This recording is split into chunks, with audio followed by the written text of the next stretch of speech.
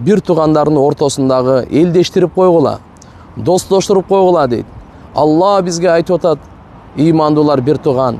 Шайтан бизге айтып атат, жок бири-бирине душман. Биз кимисинин сөзүн угайлы. Алла айтат, ваттакулла, Алладан корккула, күнөөдөн сактангыла, урушту токтоткула, мусулманга бир тууган деп.